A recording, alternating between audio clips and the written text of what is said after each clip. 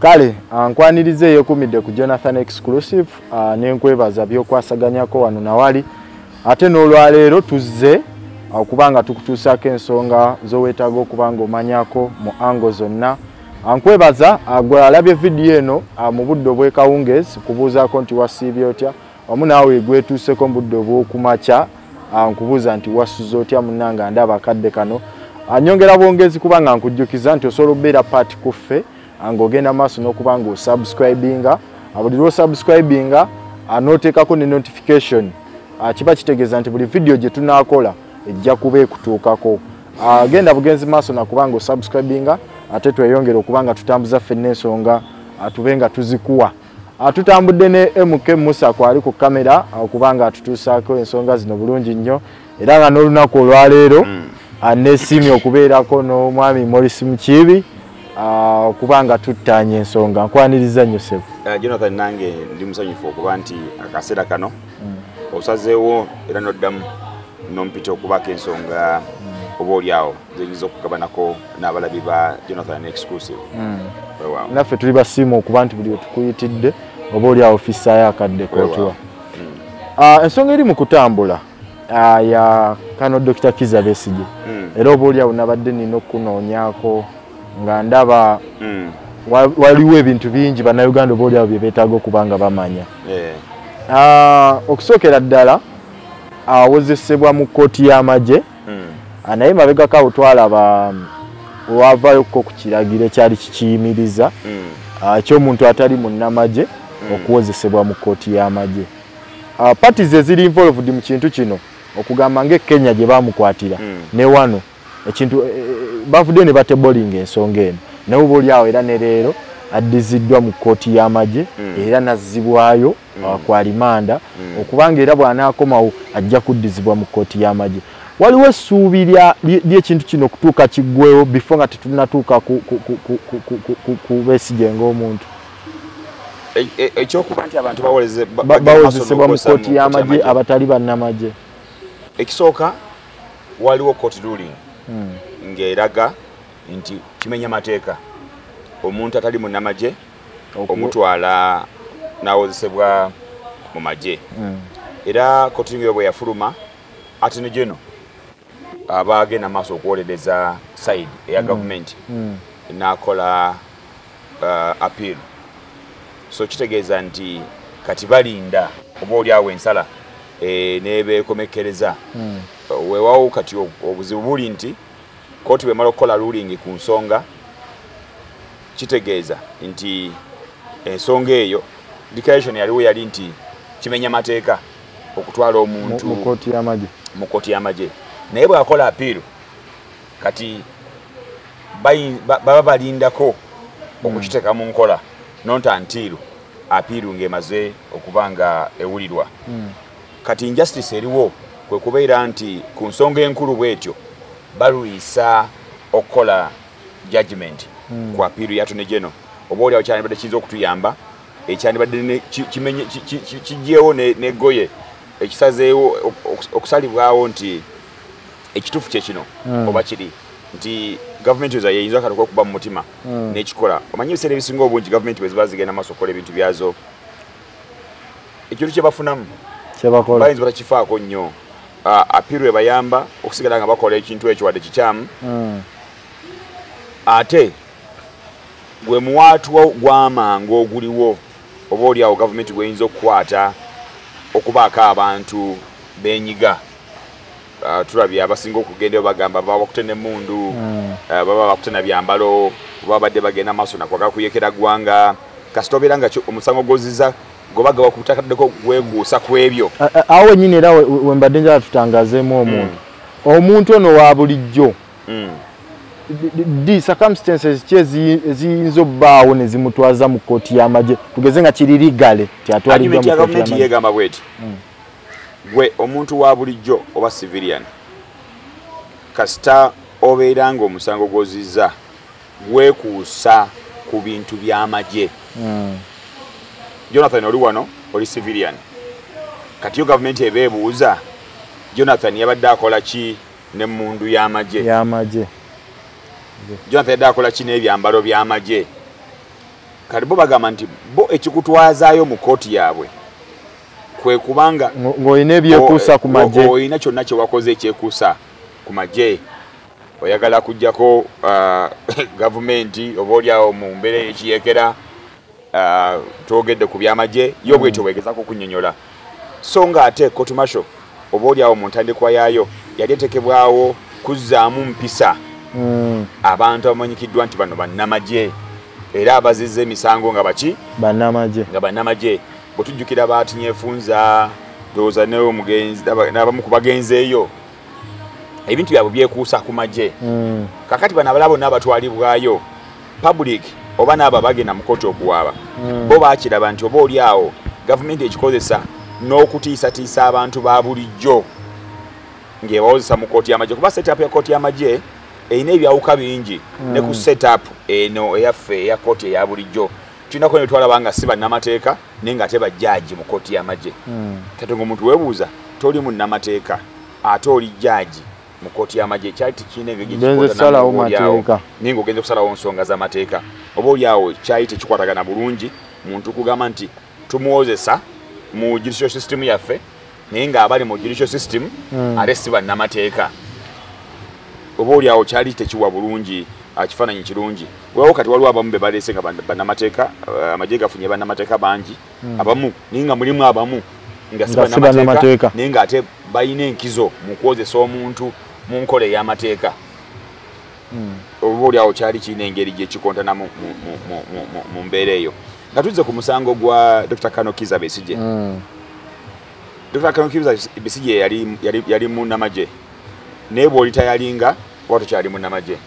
era ye argument omukyala we Engineer Winnie Byanyima gyakulembeza mu nsonga eyo naye ekyokubiri bwe bamukwata bagamba nti diru ye gye yalimu bo gye bamukwasa yali related ku magye kukugula ebyokulwanyisa bye basuubira nti kuba kuteekateeka kujjako gavumenti kati babanzi babakozesa kawaayiraako akembeera eyo weewaawo argument eri gye nakugambye nga twakatandika nti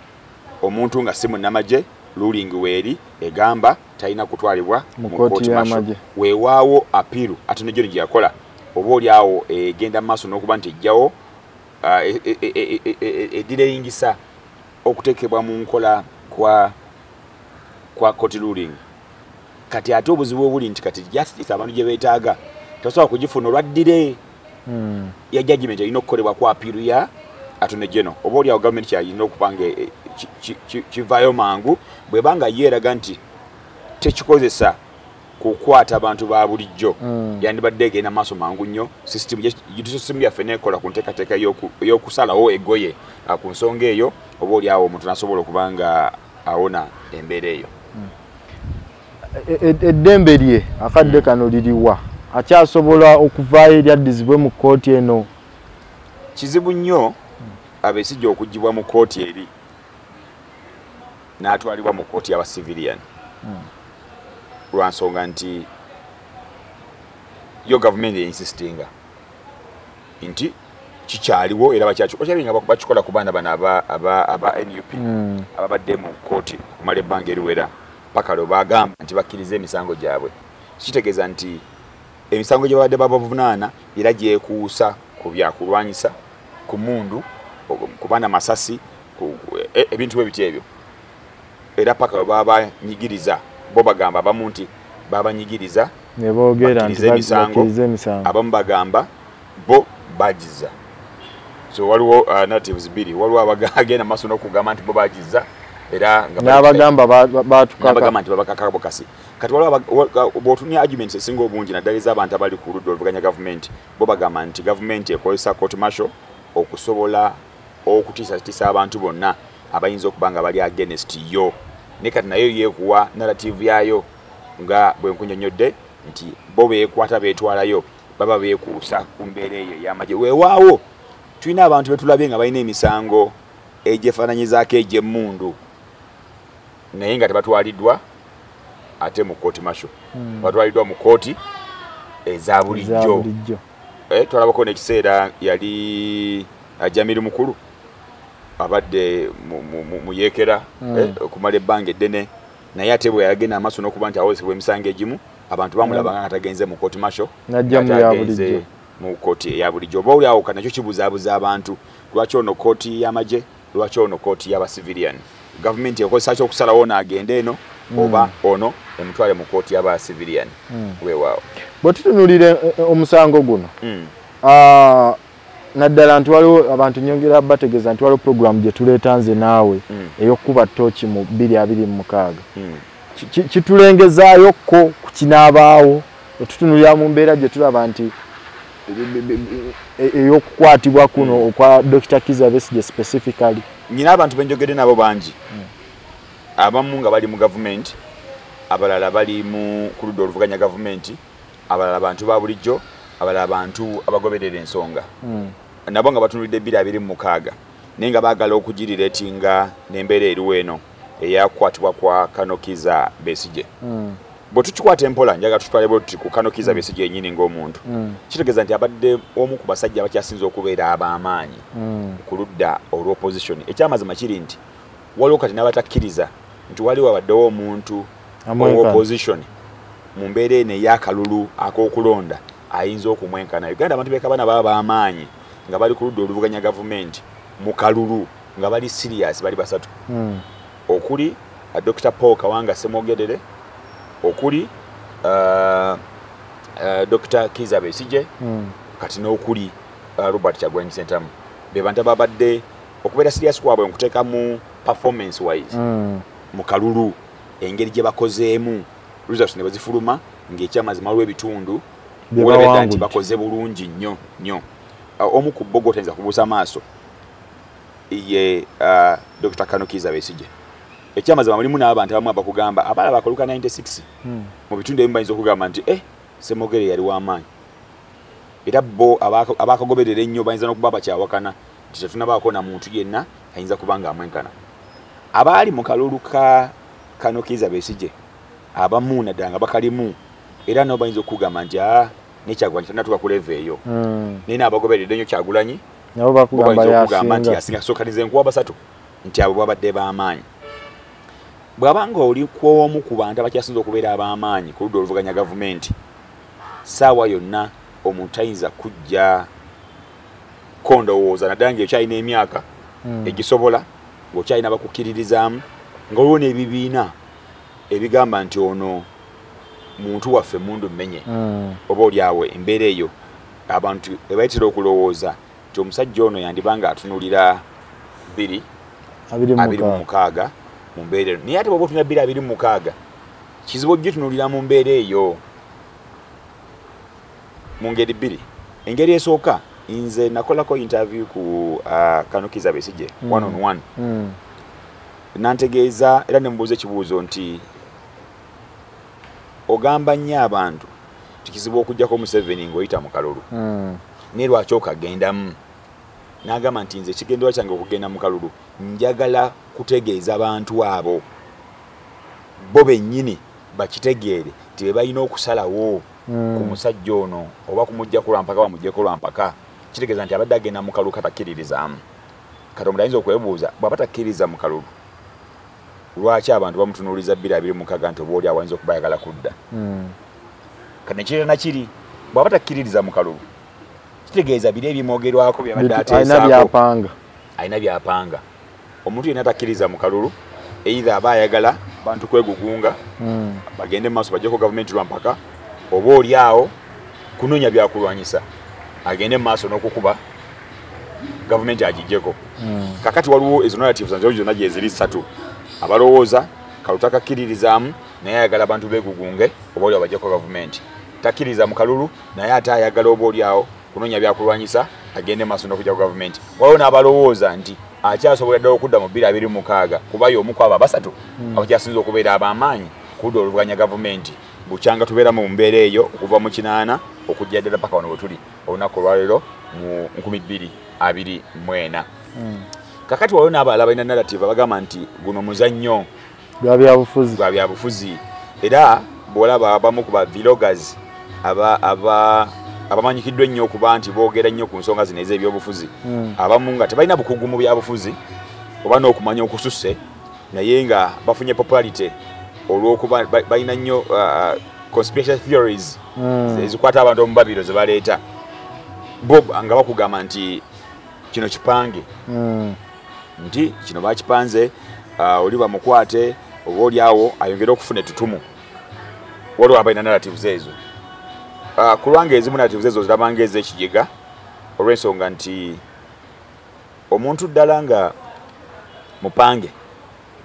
nkugambye nti abantu abagobera Besigye ng'agenda maaso n'okwesimbawo tetunnabaako na muntu ali ku ddala lugavuganya gavumenti abonyaabonyezeddwa ebyaddala nga Besigye ne bamussaako omanyi okussaako obuvune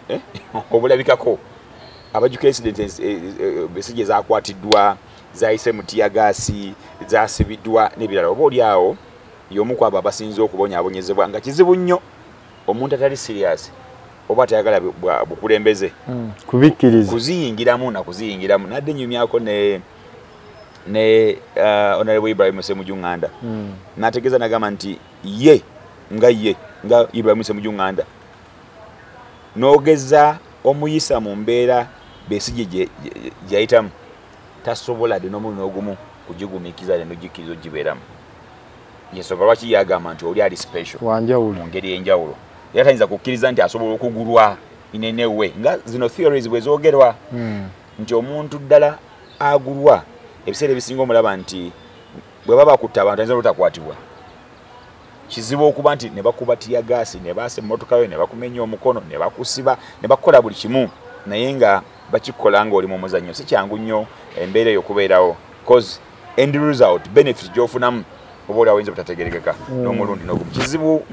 munabyafuzi n'omulala omugamba twagala tukuyise mu mbeera Besigye gye yayitamu bwe guba muzannyo no one can accept oba oli awo so kiyinza okujjawo embeera y'abo abalowooza nti ali mu muzannyo naye ye ng'omuntu ayinza okuba nga ekyamazima ayagala okulaba nga gavumenti eriko evaako mu ngeri yonna olw'ensonga ze zalina ng'omuntu oba olw'endowooza ye gy'alina eri eggwanga w'alyagala libeere azoovunaawo omanyika tulina abantu abali mu byobufuzi ng'abamu tebafaayo ku nsonga eyitibwa ggwanga nga bafaayo ku bo nga bo so kati oyo ali obulungi toyinza mugamba bizibu biri mu ggwanga era akwewuunya n'okwewuunya naye kati waliwo ali obulungi naye ng'ensonga yagamba twandibadde tuli walako okusinga we tuli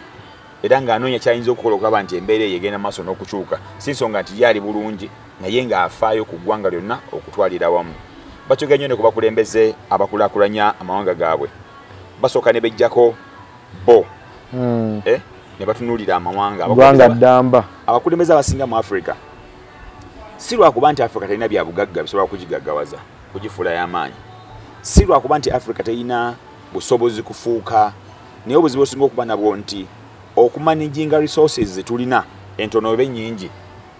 okusobola okuzikozesa okutransforminga eggwanga lyaffe eyinza okuba si ye focus y'abamu ku bakulembeze abali mu Africa nti abasinga batunuulira bulamu bwabwe nababalinaanye nabwe batambula nabo n'abo ababakkiririzaamu focus teri eggwanga lino lifuuka litya ery'enjawulo nga tukozesa resources zetulina entono oba ennyingi kati focus eyawukanira awo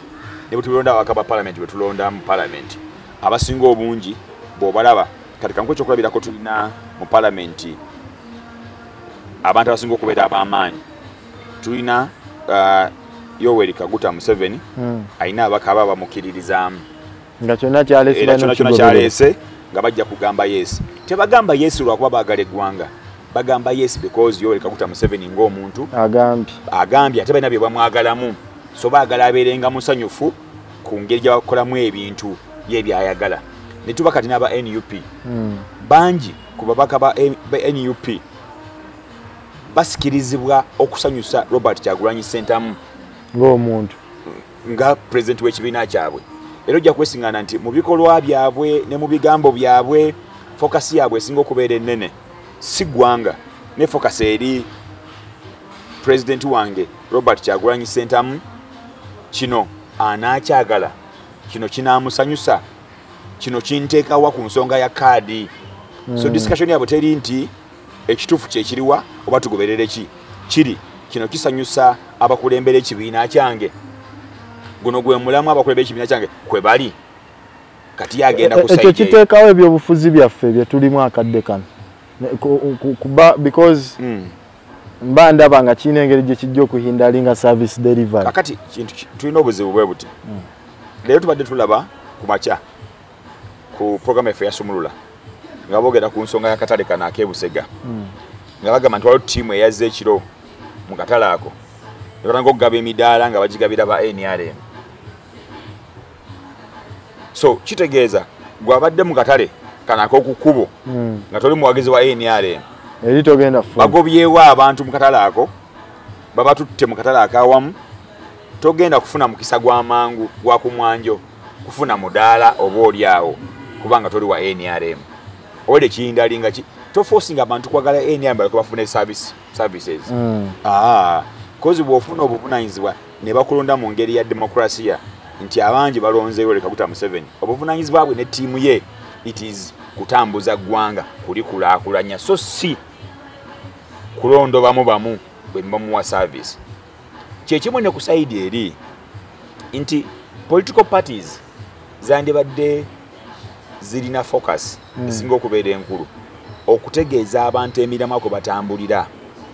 emiramu egyo abantu bwe bagisiima kubanga ku ssaawa tulina kati mu palamenti y'eggwanga ajonza okula shadow cabinet shadow cabinet eyo ng'erina ba ministers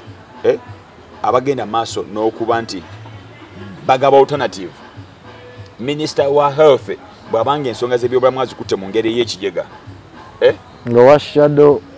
minister winovaayo ogamba ki byali badde bikwatibwa bitya ow'ebyenjigiriza baba bikutte mu ngeri ey'ekibogwe gwali ku side eno kikyogamba era twali badde tulaba statements ezo ez'enjawulo nga zivangayo nnyo okulaba nti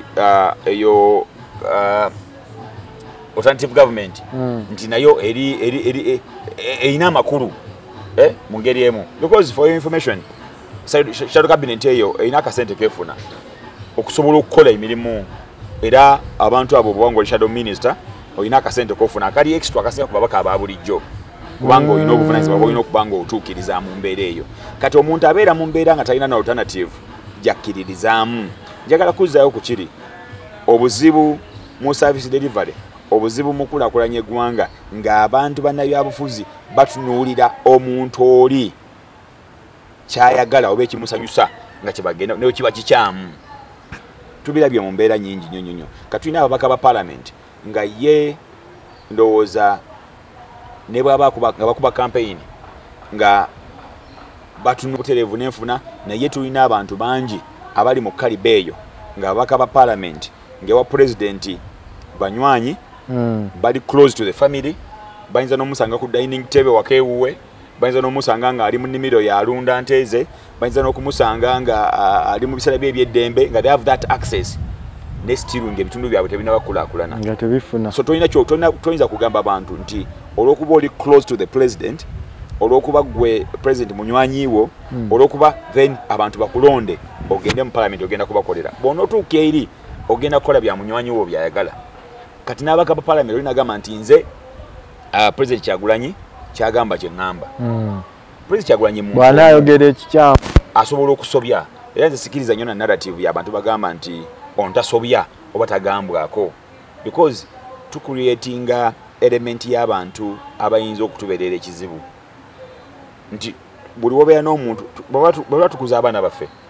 balina bye batugaana okukuza abaana omwana tomugamba nnyo era gwe bebi wa wano era gwe oli malayika waffe gwe tokwatibwako omwana olina okumuyigiriza nti anenyezebwa olina omuyigiriza nti alina okuyiga